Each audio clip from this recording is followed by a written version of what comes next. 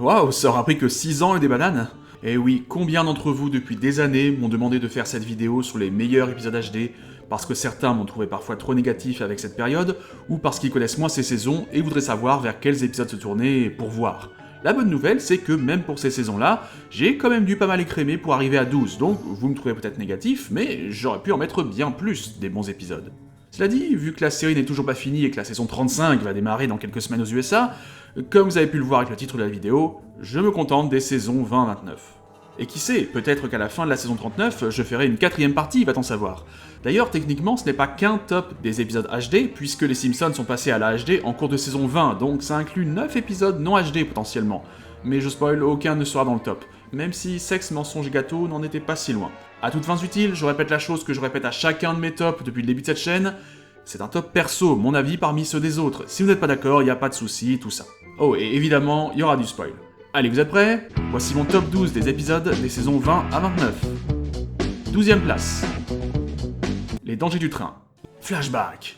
Alors qu'Homer et Marge fêtaient leur premier anniversaire de mariage dans les allées d'un centre commercial à ciel ouvert, ils ont pris un petit train nommé Little Lisa et ont passé une excellente journée gravée dans leur mémoire. Pour fêter leur 10e anniversaire, Homer veut refaire du train avec elle, mais il est délabré. Il le rachète et va essayer de le reconstruire avec ses amis. Reste le problème, le cacher à Marge. Jusqu'ici pas de problème, mais on pourrait quand même soupirer en voyant que Marge, qui n'apprécie pas la situation, rencontre un autre homme marié, Ben, et se lie d'amitié avec lui, et que l'épisode joue un peu avec le « et plus ses affinités ». Et ouais, oh là là, quel suspense, est-ce que cette fois leur mariage va vraiment être brisé par ça? Je me demande bien. Mais bon, déjà, soyons justes, l'épisode n'est pas classique à ce point, car il n'y a pas de moment du style début du 3ème acte d'une comédie romantique. Il n'y a pas de crise, on ne se sépare pas momentanément. Nous l'avoir épargné, c'est déjà pas mal. Il y a juste beaucoup de suspicions. Il n'y a pas d'histoire secondaire. Alors, en avoir une, ce n'est pas forcément mal en soi, hein, mais ça nous permet d'avoir le sentiment de voir une histoire principale bien complète. Seth MacFarlane en VO joue le personnage de Ben, et pourtant ne phagocyte pas le rôle. Bien joué là encore. Ben est d'ailleurs finalement un personnage assez normal, ce qui rend l'ensemble déjà pas gonflant comme Ricky Gervais, et surtout assez crédible, ça fait du bien parfois. Et puis, je reviens au fait que beaucoup d'épisodes font faire un petit geste généreux final à Homer pour arranger une situation tendue avec Marge, en solution de facilité. Ici, au moins, c'est l'intrigue principale. Ça ne sort pas de nulle part au dernier moment. L'épisode est construit autour de ce train. Voir Homer aussi attentionné et qui reste concentré sur un objectif, avec ses maladresses, d'accord, je dis oui, ça aussi, ça fait du bien. Et naturellement, l'épisode a de bons gags. Notre premier anniversaire de mariage. Dans le fion, les gens qui disaient que ça ne durerait pas un an. Je m'en tiens à mon discours du mariage. Et puis, quand, comme moi, on aime Downton Abbey, la parodie qu'en fait la série est super plaisante. Tout n'est pas parfait, mais c'est un épisode que j'ai toujours plaisir à revoir et c'est déjà pas mal. 11ème place. Enfantin. Le titre VF n'est pas très bon, mais c'est un autre problème. J'ai vu cet épisode avant de voir Boyhood, dont il s'inspire largement, même si j'avais entendu parler du film en question. Il m'a plu indépendamment donc. Dans cet épisode, on voit Bart grandir, 6 ans, 8 ans, 12 ans, 15 ans, et c'est fait intelligemment avec une certaine sensibilité. Si la rivalité avec Lisa, qui ne cesse avec les années, n'est pas une idée très neuve, en même temps dans la saison 27, bon courage, le voir se rapprocher à ce point d'Abraham, c'est moins fréquent. Oui, il y a d'autres épisodes où c'est le cas, mais très différemment.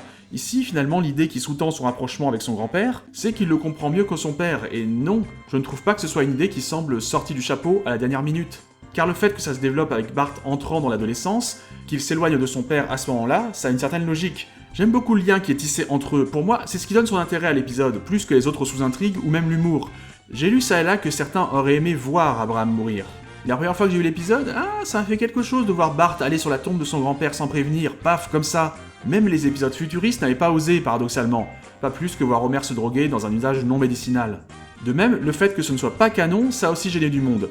Je comprends, mais y a-t-il beaucoup de choses de vraiment canon dans la série? Je veux dire, leur passé et leur futur ont tellement changé, on est suffisamment éloigné du matériau de base que constitue Boyhood à mon sens. Quelques scènes y font énormément référence, oui, mais au final, la conclusion n'est pas si éloignée d'autres épisodes antérieurs. Et à vouloir faire une histoire si dense en 20 minutes, tout en restant focalisé sur Bart, on a à nouveau un épisode bien complet. D'ailleurs, à la fin de l'épisode, quand Lisa voit une fresque de sa famille que Bart a fait et constate qu'elle n'y est pas, on pourrait aussi dire que Maggie non plus, hein.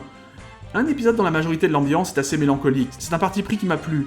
Ils essaieront de refaire le coup avec Lisa 2 saisons plus tard dans l'opus de Lisa, et ça plaira moins aux fans dans l'ensemble, même si personnellement je serai un des plus indulgents avec cet épisode.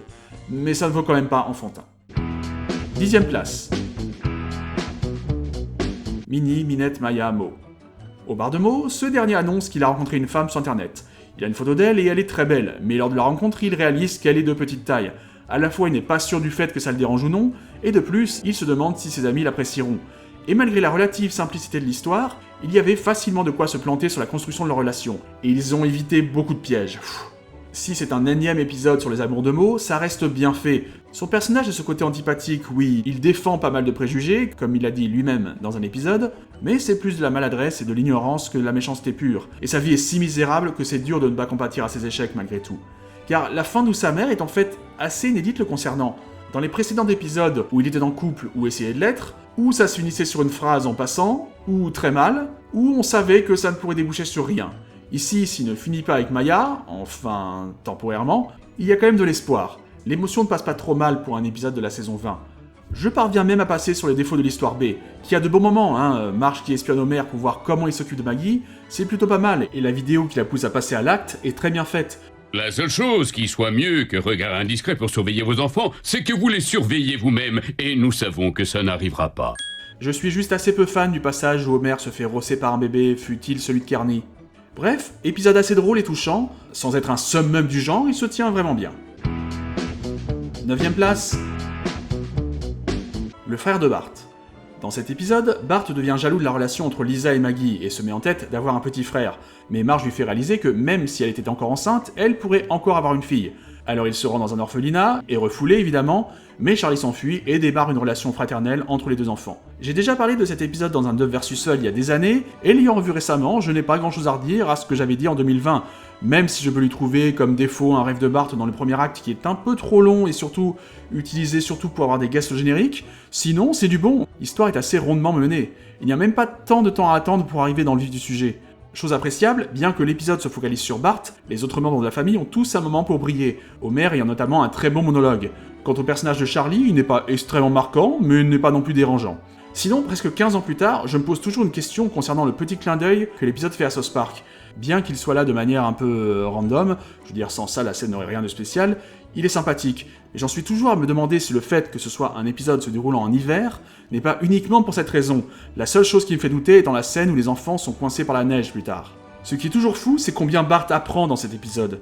De respecter le droit de ses parents à ne plus vouloir avoir d'enfants, si tant est qu'ils en aient jamais voulu, ce que c'était que la pilule contraceptive, qu'une fois qu'on a ce qu'on veut, ce n'est pas forcément aussi bien que ce qu'on l'aurait souhaité, et que sa solution était sous ses yeux dès le début de l'épisode, être un meilleur grand frère. Et ça aussi d'ailleurs, un épisode dont la solution était pourtant évidente dès le début, c'est typique de la série. 8ème place. Éolienne et cétacés. Le titre VF, quoique fidèle à l'épisode, aurait pu être meilleur, mais peu importe. Une violente tempête éclate sur Springfield et Bart et Lisa trouvent une baleine échouée sur la plage, qu'il est quasi impossible de bouger. Lisa est pratiquement la seule à garder l'espoir qu'on pourra la sauver. Ceux qui connaissent l'épisode auront remarqué que je n'évoque pas l'intrigue autour de l'éolienne, qui n'a pas vraiment d'incidence sur l'histoire principale, oui mais... Bon, quel fan des Simpsons sera surpris d'avoir un premier acte déconnecté du reste? Premier acte qui reste drôle, voire très drôle, au moins c'est nickel de ce côté-là, peut-être aurais-je aimé voir l'intrigue lancée un peu plus tôt, mais je chipote. Une fois fait, l'épisode maintient une certaine sensibilité, on nous offre un beau moment d'émotion, et là où parfois avec Lisa ça tombe carrément dans la sensiblerie, dans le pathos, ici je dirais qu'on reste à la bonne distance, c'est traité assez sérieusement. C'est visuellement très réussi, c'est aussi le point fort des saisons HD, on peut ne pas aimer le style, mais les moyens modernes de l'animation permettent d'avoir de belles scènes, et c'est souvent le cas lors d'une scène où le temps est pourri, on a de beaux jeux de lumière. Et cette réussite visuelle participe à l'émotion, car la baleine est réaliste. Elle est massive, elle n'a pas d'attitude humaine, comme l'ont parfois les animaux de la famille, et formellement, elle n'amène pas de gag. Oui, ceux qui ont vu l'épisode me diront qu'il y a tel ou tel gag, mais autour d'elle, malgré elle, Bart qui fait l'andouille, ce genre de choses.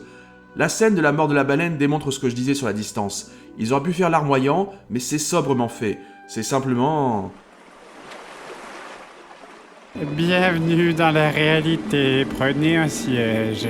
Mais j'insiste, ça n'empêche pas les gags, dont certains m'éclatent toujours. Je suis moins fan de la scène du dynamitage de la baleine que je trouvais dissonant avec le côté sérieux, mais c'est en fait tiré d'un fait réel quand, en 1970, on a dynamité une baleine échouée dans l'Oregon, et en retombant, ces morceaux ont vraiment fait des dégâts. À l'origine, je me souviens que je me demandais comment l'épisode allait rebondir avec le troisième acte.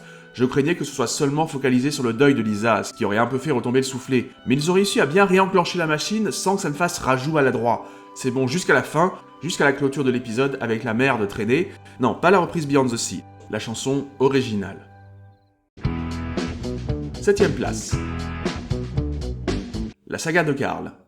Homer tombe par hasard sur des écrits de Blaise Pascal concernant les jeux de hasard. Alors, avec ses potes du bar, ils s'achètent un ticket de loterie et gagnent 200 000 $ qu'ils divisent en 4. Ils organisent une fête au bar, mais Karl ne vient pas. Au contraire, il a disparu, et l'argent avec. Ce qui est cool avec cet épisode, c'est le côté mystère. Bon, comme j'ai dit en début de vidéo, je spoil, donc si vous n'avez pas vu la saga de Karl, vous avez mon autorisation de mettre pause et d'aller le voir, puis de finir ma vidéo. Oh, je suis vraiment trop gentil. Bref, oui, après un premier acte sans rapport avec le reste... Hein? Quoi? Comment ça, j'ai dit ça 1000 fois? Qui me convainc modérément, une fois l'intrigue lancée, c'est vraiment cool. À chaque fois que l'épisode répond à une question, il en pose une nouvelle. Karl a-t-il embarqué l'argent? Oui. Mais où? En Islande, il en vient. Mais où exactement? À Reykjavik. Ok, mais pourquoi a-t-il fait ça? Bref, l'épisode est vraiment imprévisible. Rien que le fait que Karl vienne d'Islande, ça a été très brièvement évoqué avant cet épisode, au point d'être un fait oubliable, placé surtout pour le gag, à tel point que, oui, des dingues comme moi se souviennent que, effectivement, on avait parlé, mais bon, c'est tellement bref que on peut presque dire que c'est un fait nouveau. Et à vrai dire, rien que le fait d'avoir un épisode sur Karl, bah c'est vraiment totalement nouveau, au bout de 529 épisodes. Et le fait d'avoir des enquêteurs du dimanche n'aide pas pour avoir une enquête rondement menée. La tonalité de l'épisode est particulière. Il y a un mélange de style entre le mystère, l'aventure en un sens avec la découverte de régions reculées en Islande, le drame. Oui, le drame. Sans devenir gnangnan, je précise, on passe au crible la vraie relation que peuvent avoir nos potes du bar, et c'est fait de manière intelligente. Certaines scènes nous montrent une réalité qu'on peut trouver assez triste et à la fois assez drôle. D'ailleurs, ce n'est pas forcément le plus drôle des épisodes de ce classement, mais Mo notamment remplit pas mal le quota, cela dit. Et en restant simpsonien. Ce gag est totalement raccord avec celui du Safari des Simpsons, par exemple. Et j'aimerais avoir quelque chose à regarder. Bon, je crois que je vais relire le contrat de location de voiture. Et ah, oui, il y a ce gag après. Ouais. Bon, je sais, hein, le folklore, tout ça, mais... bon, bref, on s'en fout. Une aurore boréale? Après le coup du bouquin, est-ce que les épisodes plus particuliers donnent de l'inspiration à Alf Clausen? Ce n'est pas si improbable, car la musique est magnifique. Et entre autres avec ce moment, mais pas seulement, je confirme ce que je disais sur les épisodes HD, qui ont au moins l'avantage d'être magnifiques visuellement à certains moments. Donc vraiment, la saga de Karl, ne le manquez pas. Maintenant, je sais, j'aligne les épisodes un peu mélancoliques, mais ça ne durera pas. 6ème place. Élémentaire, mon cher Simpson. Edna Krabappel convoque Marge et Homer, vu les résultats catastrophiques de Bart à l'école, et ils cherchent une solution pour qu'il y ait de meilleurs résultats. Sauf que Marge et Homer n'ont pas les mêmes vues. Marge est assez laxiste, quand Homer endosse le rôle du père sévère qui charge Bart. Bart, qui se rend compte de leur dissension, les monte alors l'un contre l'autre. Je sais que beaucoup de monde considère cet épisode comme « oui, le sympa, voilà », donc pas le genre qu'on retrouverait dans beaucoup de tops de ces saisons. Mais l'air de rien, l'histoire rebondit pas mal.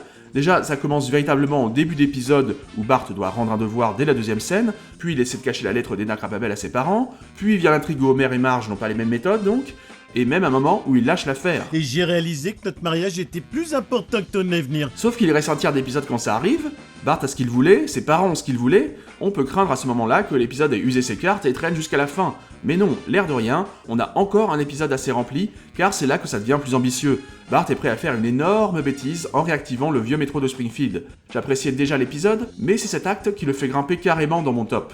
Le rythme, qui n'avait aucun souci dans les 2 premiers tiers, devient là assez soutenu dans cette dernière partie. Ici, ce qui ne gâche rien, c'est le nombre assez important de gags, et je dis ça aussi bien en termes de répliques que visuels. Bart avait perdu son identité dans Bart Enfant Modèle. Dans cet épisode, on voit qu'il a également besoin de limites.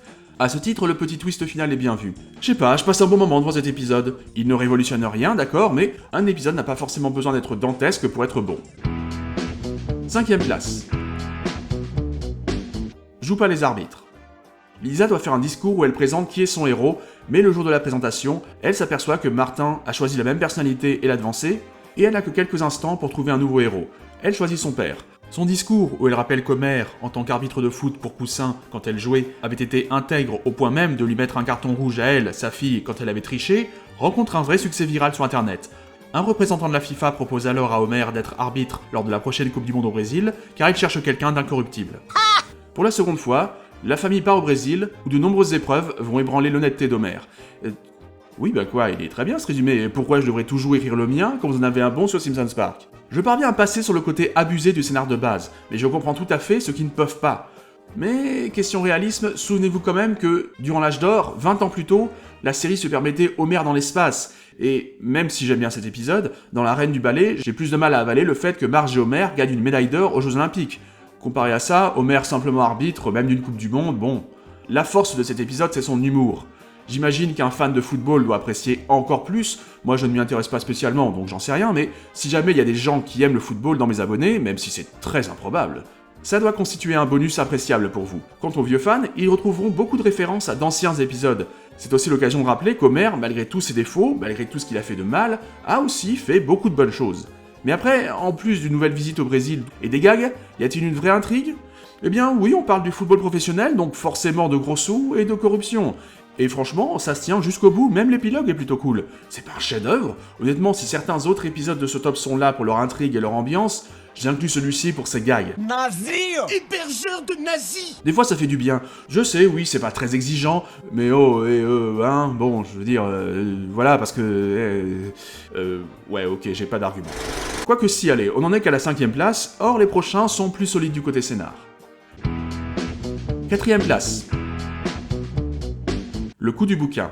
Lisa croit reconnaître l'auteur de sa collection de livres préférés, la série Angelica Button, déguisée en dinosaure, et cette dernière lui avoue qu'elle n'est qu'une actrice, un visage sur la couverture pour mieux vendre les livres et rien d'autre. Ils sont écrits par une équipe marketing.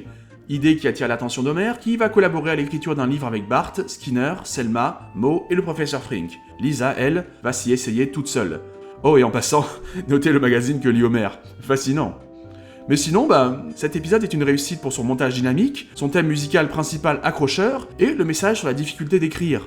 Oui, c'est une critique de l'industrie littéraire, et le formatage des histoires pour la jeunesse, certes, mais je ne serais pas surpris qu'il y ait aussi une volonté des scénaristes derrière ce genre de réplique. Écrire est la chose la plus difficile au monde. Ce ne serait pas une première.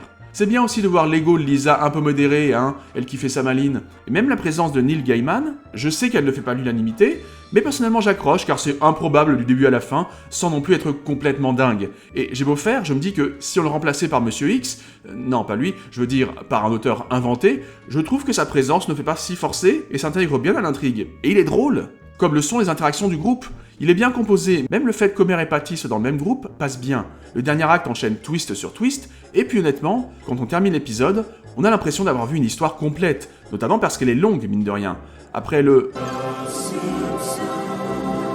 l'épisode démarre direct, et il y a même un épilogue qui s'intègre à l'histoire. Je veux dire, pas ce à quoi on nous a habitués depuis quelques années, avec un court-métrage qui a parfois un vague lien, mais déconnecté comme ils le font parfois.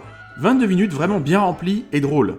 Et pour rester dans le domaine de l'écriture, je disais ça dans mon Simpson Mania précédent. Pour 50 blagues qui vont dans le script, on en a pitché 1 millier, a dit un jour Joel Cohen. Non, pas lui.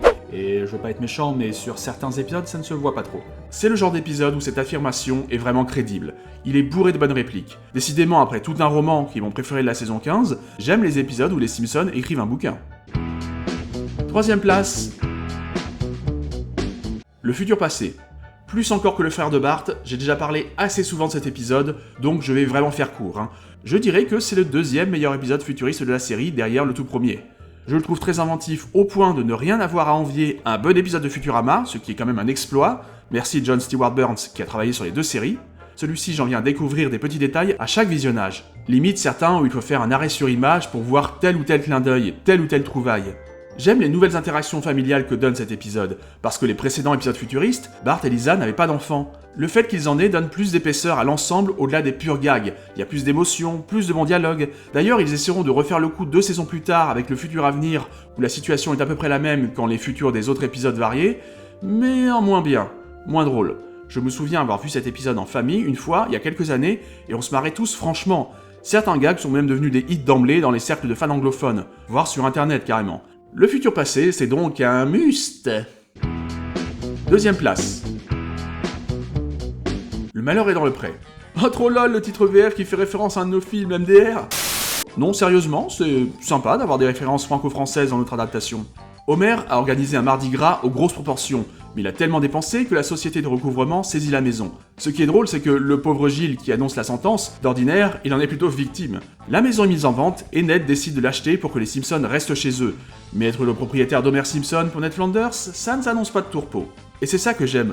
Vous le constatez, dans mon top, j'alterne les épisodes au concept particulier, voire novateur, pour les Simpsons, et d'autres qui pourraient totalement provenir d'une vieille saison. Et c'est le cas ici, on se demande presque pourquoi il a fallu tant de temps pour avoir ce scénar. Et puis les épisodes Homer Flanders sont généralement réussis, et le conflit qu'ils ont ici donne du piquant à l'épisode. Notamment car, face à l'attitude d'Homer, Ned doit sévir, mais c'est compliqué pour lui. En arriver à littéralement mettre les Simpsons sur le trottoir, c'est extrême pour Ned. Il n'y a pas de moment où l'épisode retombe vraiment, les gags sont nombreux. Allez, je retiens peut-être la scène où Homer, pour dissuader Nen de le virer, se fait passer pour Jésus, mais où Nen n'est pas dupe. Scène qui semble plaire aux fans, et c'est au contraire la seule où je suis moins convaincu, car dans le fond je la trouve un peu facile. Mais là je pinaille, même cette scène ça va quand même pour moi. Dans l'ensemble, ça mixe habilement gag et moments d'émotion. Je veux dire, les voir quitter la maison contraints et forcés, on a marge sincèrement attristé de la situation, mais ça inclut des souvenirs rigolos. Et de l'autre côté, on a une scène qui en fait volontairement trop, avec Homer qui essaie carrément de se suicider, mais même au-delà du fait qu'il se loupe, c'est trop exagéré comme réaction pour qu'on puisse attendrir. Et c'est ça cet épisode, un dosage plutôt habile, et il ne s'éparpille jamais. Je ne sais plus quel fan disait un jour qu'il aurait voulu voir les Simpsons à la rue plus longuement, quand ici ça ne dure qu'une scène. Mais j'ai beau adorer la scène en question, c'est pas tellement le sujet. On est au début du dernier acte, assez court, donc non, il faut préparer le terrain pour revenir au statu quo. Plus de scènes aurait contraint l'épisode à faire un retournement de situation plus brusque encore que celui qu'on a, donc non, focus. C'est Ned et les Simpsons, enfin surtout Homer, qui ont du mal dans la relation proprio-locataire. Ça le fait très bien, et ça suffit. Et mon épisode préféré des saisons 20-29 est... Halloween d'horreur. Quand j'ai commencé à écrire ce top, ce n'était pas prévu qu'il soit si haut, mais en avançant, je me suis de plus en plus dit... Bah oui, j'ai fait un Duff vs Fudd où cet épisode était Duff il y a 2 ans, donc à l'instar du futur passé dont j'ai parlé dans mon top des épisodes de Noël, je risque un peu de me répéter, mais bon... Ici, Homer, Bart et Lisa vont à Krusty Land pour Halloween, mais Lisa est terrorisée au point d'être prostrée. Pire encore, alors que Marge et Bart sont partis faire la tournée des maisons pour les bonbons, Homer et Lisa à la maison doivent faire face à 3 ex-employés fainéants d'une boutique qu'Homer a fait renvoyer. La relation Homer-Lisa dans cette situation est bien développée et crédible, parce que Lisa, aussi intelligente soit-elle, reste une enfant et agit trop peu souvent comme telle depuis la saison 3, je dirais. Même surdouée, c'est bien de temps en temps de la voir agir comme une petite fille, un peu comme dans Voyage au bout de la peur 10 ans plus tôt, et la voir carrément régressé au point de prendre un vieux doudou qu'elle a eu du mal à lâcher quand elle était toute petite, et ce sans pour autant geindre comme dans d'autres épisodes, ce qui permet qu'elle ne soit pas gonflante, mais plutôt touchante. Et Homer étant con comme il faut dans cet épisode, à savoir con mais pas dégénéré, ça a un côté assez réaliste et naturel.